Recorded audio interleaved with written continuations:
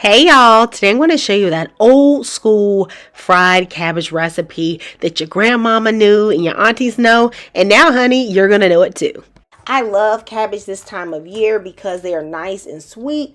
When cabbage goes through a period of chill, like during winter or early spring, it actually gets a little bit sweeter. So I really love cabbage this time of year as opposed to having it in the summer. But you know what? I eat cabbage year round.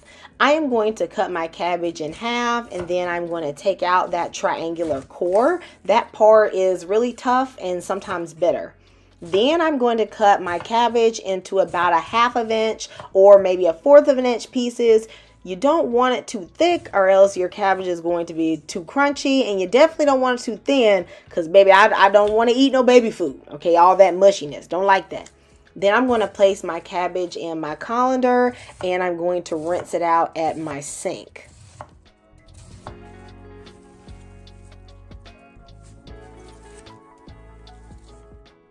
The next thing I'm going to do is start to prep my peppers. I love to use some vibrant colors like orange or red because it's going to add a nice contrast to all the green from the cabbage, and it will add a nice sweetness to it as well.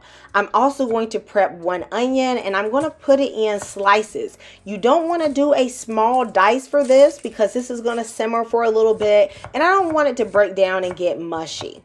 The last thing I'm going to prep is 8 ounces of bacon. Yep, that good old Piggly Wiggly. Now, you can also use turkey bacon. It doesn't have as much fat, so you're going to need to add a few tablespoons of butter. But y'all, just don't tell people how much bacon in here. But it is going to make it taste real, real good, okay? Now, in my Dutch oven, I am going to add my bacon and I'm going to just cook it until the fat is rendered. Then I am going to remove the bacon and place it to the side. Even though I ain't in the fat-free group, okay, I don't really play with that, but it is a little bit much grease for me. So I'm just going to remove some and save that for another recipe. But you can leave as much as you like. Then I'm going to put in my onion and my peppers, and I'm going to saute these just for about 1 minute. Then I'm going to put in about half of a tablespoon of garlic and just toast that for a few seconds. For my spices, I'm using garlic powder, onion powder, a little bit of dried thyme, sugar, and smoked paprika. But you can use anything that you like. Then I'm going to put in my cabbage. Now at this point, my eye was running really hot. This is one reason why I don't like an electric stove. Because since I'm baking in the oven, the eye is also getting hotter than it should be, even though it's technically on low. So I am going to be putting in about 2 to 3 cups of water because all that water is just evaporating so quickly. But most of you should only need about 1 cup or so, especially if you're simmering this on low.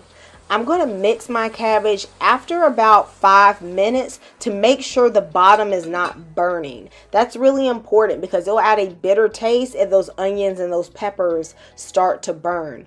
I really like my cabbage to still have a little bit of a bite to it, okay? I don't really want it, soft, mushy, grandmama with no teeth style. Not for me. So in total, I only cooked this cabbage for about 20 minutes. I know some people like theirs really soft, so you can really simmer this up to 45 minutes if you like. I add the bacon in about the last 5 minutes of cook time before I adjust the seasonings because the bacon is so salty. You definitely want to know where the salt levels are before putting in something like Vegeta or chicken bouillon or Creole seasoning.